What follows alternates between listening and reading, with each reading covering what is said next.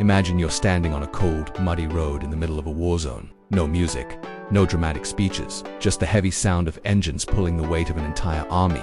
Tanks don't move without fuel, soldiers don't fight without food, and none of it reaches the front line without trucks. Now here's the crazy part. Most people think the most legendary military vehicles are tanks or fighter planes. But you and I both know the real heroes were the machines that never got the glory, the trucks that carried victory on their backs. And today, you're going to discover the 10 old American military trucks that are the most rare and legendary of all time. Some of these trucks were built in tiny numbers. Some were made for jobs so dangerous that just driving one was a mission. And the final truck on this list, it doesn't even feel real. It looks like something built to drag monsters out of hell. So stay with me, because every truck gets crazier, rarer, and more unbelievable as we go.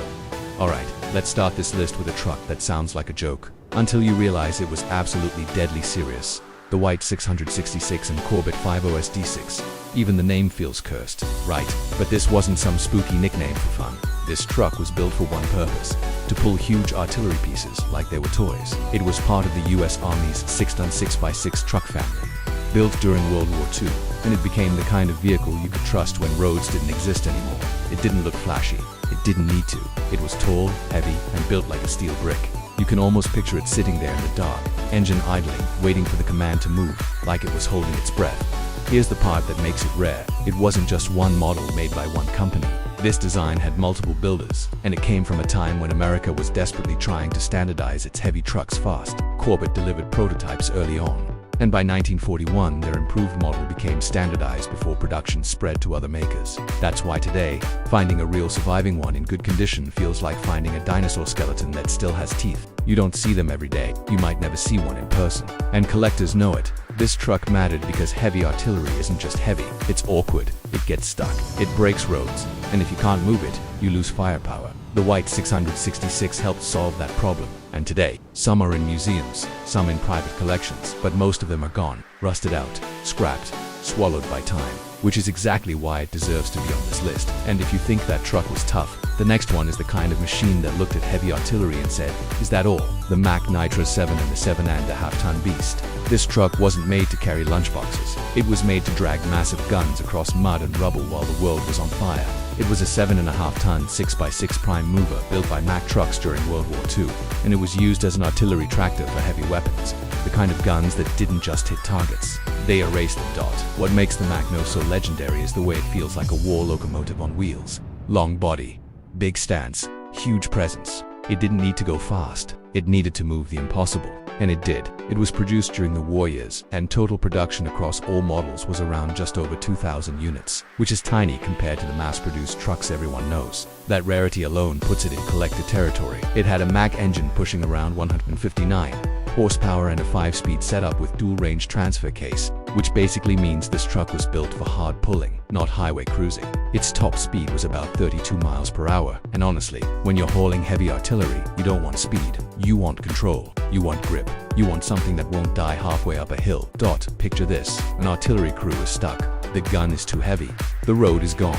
The enemy might be watching. Then you hear it, that deep growl of the Mack nitrogen monoxide rolling in. It hooks up, digs in, and suddenly, the giant gun is moving again. That's not just a truck. That's survival. Today, surviving Mack trucks are prized pieces of history. Restored examples show up in museums and military vehicle events. And every time one starts up, it's like the past wakes up for a second. If you ever get to hear one in person, you'll understand why it earns the word legendary.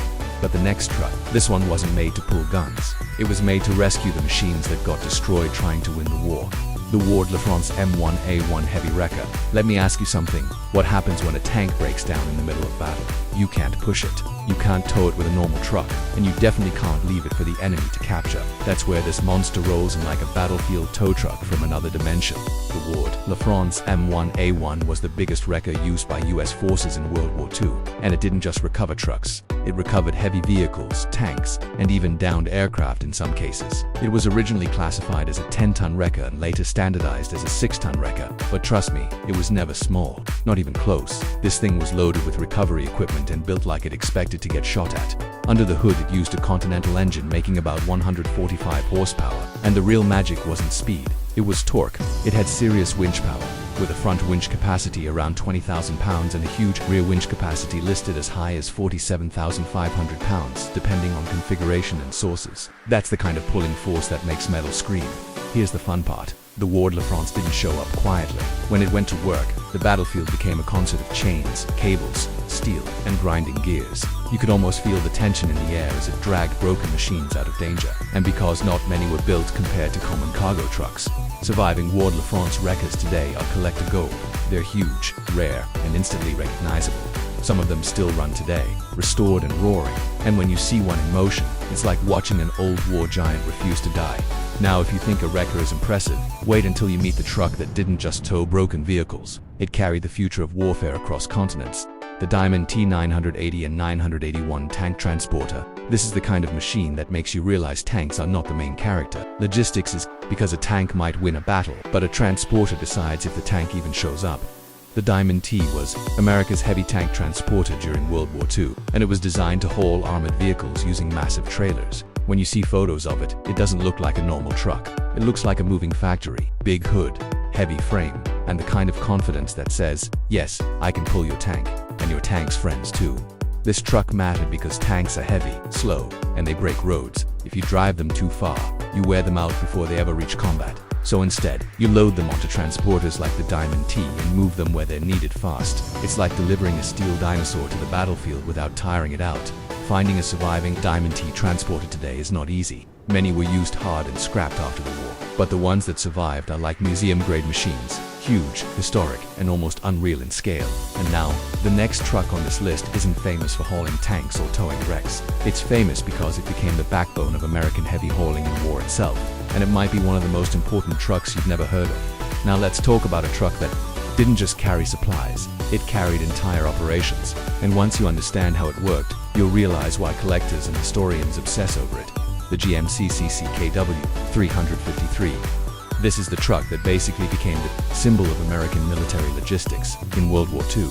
If you've ever seen old war footage of long convoys stretching across the horizon, chances are you were looking at a CCKW. Soldiers even had a nickname for it. They called it the Jimmy, and honestly it earned that name like a loyal dog that never quits. The CCKW was built in huge numbers, which might make you think it can't be rare.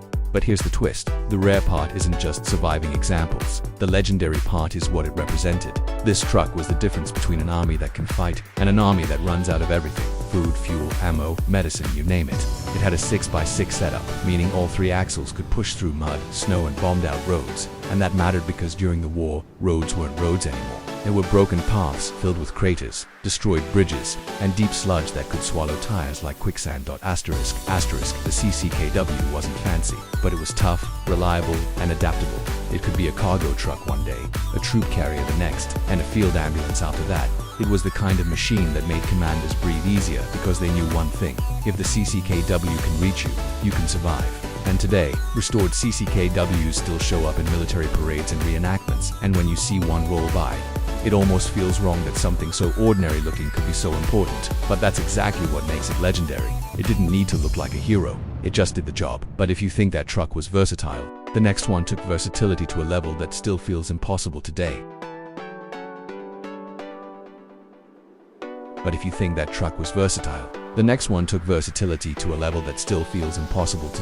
The GMC Duke 353, the truck that could swim. Picture this. You're driving down a road in wartime Europe, and suddenly you reach water. Not a puddle, a river, no bridge, no time. Normally, that's where your journey ends. But not for this machine. The GMC DUKW didn't stop. It went straight into the water like it had been waiting its whole life to do it. This was an amphibious truck, built during World War II, designed to carry troops and cargo from ship to shore without needing docks or clear landing zones. That might sound like a simple idea, but during war, that kind of ability saves lives, because every second you spend stuck on a beach is a second the enemy gets to shoot you. The DUKW was based on the same family of trucks as the CCKW, but with a boat-like body and a rear propeller, so it could drive on land like a truck and then move through water like a slow, stubborn boat. That's the kind of engineering that makes you wonder how they even pulled it off back then. And the craziest part is, even after the war, many DUKWs didn't stop working. Some were used in rescue missions during floods. Others became famous in tourism, with amphibious sightseeing rides that still exist today in certain cities. Imagine riding in a World War II amphibious military truck as a tourist. That's not just history, that's history still moving now. You might think you've seen enough weirdness. A truck that swims, a truck that carried victory. But the next one didn't just move through the battlefield. It became a symbol of endurance on the harshest supply routes on Earth. The Studebaker US6 6x6. This truck is legendary for a reason most people don't expect. It wasn't just famous in America, it became famous far away from home. Built during World War II, the Studebaker US6 was shipped in massive numbers to the Soviet Union under Lenin, and it became one of the most important vehicles on the Eastern Front. Now imagine being a soldier in brutal winter conditions, roads frozen solid, snow deeper than your boots, and the only thing keeping your supplies coming is a convoy of trucks pushing forward like stubborn animals. That's where the Studebaker became a lifeline. It wasn't flashy, it wasn't comfortable, it didn't care, it just moved. It hauled ammo, fuel, troops, and equipment across terrain that looked like another planet. And because so many of these trucks were used hard in extreme conditions, surviving original ones today are not easy to find, especially ones that haven't been rebuilt or heavily modified over the decades. Its legacy is huge because it shaped post-war truck design in the regions that depended on it. That's the kind of influence you don't get from being pretty. You get it from being reliable when everything else fails. And now, we're about to step into the heavyweight category again. Because the next truck was built for one job, drag massive artillery pieces like the war depended on it. Because it did the Mack no again. No, this time, we go deeper. Because within the world of rare heavy haulers, there's a difference between a truck that can carry weight and a truck that was designed to be a prime mover. A brute force machine created two-toe giant guns like the 155mm long Tom. That's what makes trucks like the Mack nitrogen monoxide series feel almost mythical. They weren't general-purpose vehicles. They were purpose-built beasts. You can picture it now. A huge artillery piece sits silent, its barrel aimed toward the horizon. The crew is waiting. The gun can destroy targets miles away, but without a truck to move it, it's just dead weight. Then the prime mover arrives, hooks up, and the entire weapon system becomes mobile again. That's power. That's strategy. That's why these trucks mattered, but now it's time to get even stranger, because the next vehicle isn't famous for towing artillery or hauling supplies. It's famous because it represents a whole different kind of war problem. And this is a problem nobody thinks about until it's too late. What do you do when your bridges are gone? PART 3/3/4. Alright. You and I need to talk about something most people never think about when they imagine war. Everybody talks about tanks and planes, but almost nobody talks about the one thing that can stop an entire army cold in seconds. A missing bridge, Doc, because if your convoys can't cross a river, it doesn't matter how many trucks you have. The supplies stop, the troops stop, and the battle stops. And that's where the next legendary truck enters. The story like a moving toolbox built on 6 wheels, the 6-ton 6x6 bridge and engineering trucks. This family of heavy military trucks, which included builds from companies like Corbit, Brockway and others, wasn't just built to carry crates. Some versions were built for special engineering roles, including bridge-related jobs. Now just imagine the chaos. A retreating enemy blows the bridge behind them. The river becomes a wall, and suddenly the only way forward is to build a new path from scratch. And when that happened, trucks like these rolled in carrying bridge parts, winches, gear, and everything needed to turn a broken landscape into a usable road again. That's not just trucking, that's war engineering. The reason these kinds of trucks are rare today is simple. They weren't treated like collectibles. They were treated like tools. They were used until they died. They worked in mud, water, and disaster zones. And once the job was done, most were scrapped or repurposed. So when you see one today, especially restored, it feels like you're looking at the ghost of an army's survival system. The part of history nobody took photos of because it wasn't glamorous, but it was absolutely essential. Now, you might think, okay, that's impressive, but how rare can a truck really get? Oh, it gets rare, because the next one wasn't built for mass convoys. It was built for one thing: heavy recovery under fire. And we already talked about the war, but now we need to truly appreciate why it belongs among the rarest legendary American military trucks of all time. Because the Ward LaFrance M1A1 wasn't just a wrecker, it was a battlefield problem solver. This machine was the last thing a broken tank saw before getting dragged back into safety. And what makes it legendary isn't only the steel and horsepower, it's the role it played in keeping the war machine moving when everything was falling apart. It had the kind of winch power that could pull massive loads, and it carried a huge inventory of tools and gear. Think about that. In the middle of war, this truck wasn't just towing, it was fixing, recovering, salvaging, rebuilding, every time it dragged a disabled vehicle away. It wasn't just saving metal, it was saving time. It was saving momentum. And momentum wins wars. Now, as cool as a wrecker is, there's a different kind of legendary truck that collectors dream about even more. It's the kind that makes people stop mid-sentence when they see it, because it doesn't look like something that should exist. It looks like a fortress, the M26 Dragon Wagon, also known as the M25 tank transporter when paired with its trailer. This is the truck that ends arguments. If someone says, trucks aren't as cool as tanks, you show them this. The Dragon Wagon wasn't a regular truck, it was an armored tank, transporter and recovery tractor designed to retrieve knocked out tanks and haul them across rough ground like it was nothing. Now, picture the situation in 1944. Allied forces are pushing forward in Europe. Tanks are getting hit. Some are broken down, some are stuck. And leaving a tank behind isn't just losing a vehicle, it's losing a weapon, losing armor, losing a symbol. So they needed something that could go into dangerous areas, grab a tank, and hold it back out. The Dragon Wagon was built for exactly that. It was manufactured by Pacific Car and Foundry, and when you look at it, it feels futuristic for its time. It had an armored cab, and when paired with the trailer, it created an absolutely massive rig that could haul giant armored vehicles. It's also one of the reasons it became so famous among military vehicle fans. It doesn't look like a simple hauler. It looks like a war machine with a steering wheel, and the details are insane. The engine was a Hall-Scott 440 gasoline engine with around 240 horsepower. That might not sound wild today, but for a heavy military transporter back then, it was serious power. It had multiple winches too, and these winches weren't for decoration. They were the difference between recovering a tank or watching it become enemy scrap.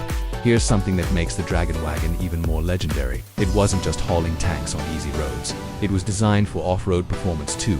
In other words, it didn't need perfect conditions. It was built to function when the world was destroyed, and today, only a small number survive in original condition, and those surviving examples are often museum centerpieces. When one shows up at an event, people crowd around it like it's a celebrity.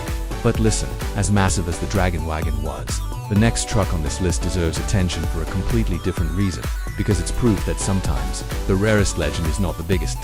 Sometimes it's the weirdest. Now we're getting into the part of the list where every truck feels like it was built by someone who didn't believe in limits. And you're about to see why the rarest American military trucks aren't just machines. They're stories on wheels. Let's talk about the GMC AFKWx 353, the cab-over engine oddball. This one looks different the moment you see it. Instead of the long hood out front like most old military trucks, the cab sits pushed forward, almost like the driver is sitting on top of the engine. And back in World War II, that design wasn't common for American military trucks. That's what makes it feel so unique, and why it stands out today as rare and collector-worthy. It wasn't built in the same huge numbers as the more common cargo trucks. It was one of those vehicles that existed because war creates strange needs. Tight streets, limited space, fast loading zones. You didn't always have the luxury of wide open roads. Sometimes you had ruined villages, narrow supply points, or jam-packed ports where every extra foot mattered. And that cab-over layout gave it better use of cargo space, while keeping the overall length more manageable. You can almost imagine one of these crawling through a wrecked town, bricks and smoke everywhere, carrying supplies that literally decide who survives the night. And today, if you ever see a restored one, it feels like you've spotted a rare animal that shouldn't still exist now. I want you to think about how war works for a second. It's not always about the front line. It's about supply routes. It's about keeping the machine alive. And the next truck is a legend because it helped keep that machine running longer than almost any other, the Reo M35 Deuce and a half. This truck became famous for one reason: it never stopped showing up. It was introduced after World War II, but it became one of the most iconic American military trucks ever made, used for decades across multiple conflicts. The nickname Deuce and a half comes from its 2.5-ton cargo rating, but honestly, that nickname doesn't even capture how much work it did. This truck was like the military's reliable workhorse. It carried troops, ammo, fuel, tools, radios, and sometimes even wounded soldiers in makeshift setups. It was rugged, simple, and it looked like it could survive the end of the world. And the fact that you can still find them today, still running in civilian hands, tells you everything you need to know about its legacy. It's not just legendary because of what it did in combat. It's legendary because it kept doing it for so long. That's rare in its own way. It's rare to find a vehicle design that refuses to become obsolete. But now, let's swing back to the real heavyweight vibe again, because we can't talk about rare, legendary American military trucks without one final kind of machine. The truck that doesn't haul supplies. The truck that doesn't carry troops. The truck that carries the wreckage of war itself. And that takes us back to the Ward, LaFrance, and the Dragon Wagon, because together they represent something most people don't think about: recovery, salvage, getting your power Back. A tank can be knocked out, a convoy can be destroyed, but if you can recover your vehicles, repair them, and put them back into service, you're not just surviving, you're winning. That's why these trucks are so legendary today. The LaFrance M1A1 was built to tow and recover heavy vehicles with serious winch power, and the Dragon Wagon was built to haul tanks and retrieve them under hostile conditions. These were not background vehicles. They were the reason armored warfare stayed mobile when everything went wrong. And when you look at old war photos, it becomes clear. Trucks were everywhere. Trucks were the bloodstream of the battlefield. You didn't just need guns, you needed everything behind the guns. And that's what these machines delivered.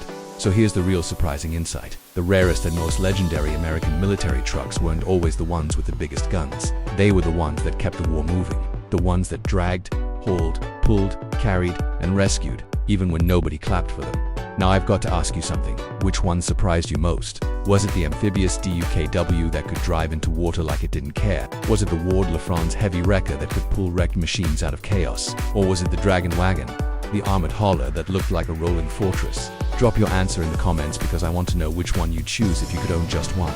And if you enjoyed this ride through the rarest military trucks in American history, hit like, subscribe, and turn on notifications, because if you think these were legendary, the next list we explore is going to be even crazier extra, the LUBARA. LAS short explanation, narrative perspective used. Second person perspective. The script talks directly to the viewer using you, and imagine this to make them feel like they're inside the story, not just listening to facts. Storytelling devices used. A strong hook at the start, curiosity gaps to tease the next vehicle, rising intensity from smaller legends to bigger monsters, vivid battlefield-style scenes, short cliffhanger transitions, and emotional framing that turns trucks into characters with purpose. Best YouTube use case. Ideal for a 12 to 18 minute video with fast pacing and cinematic visuals. Use old war footage, photos, engine sound clips, restoration shots, map animations, and close-up detail shots of tires, winches, and steel bodies to keep retention high.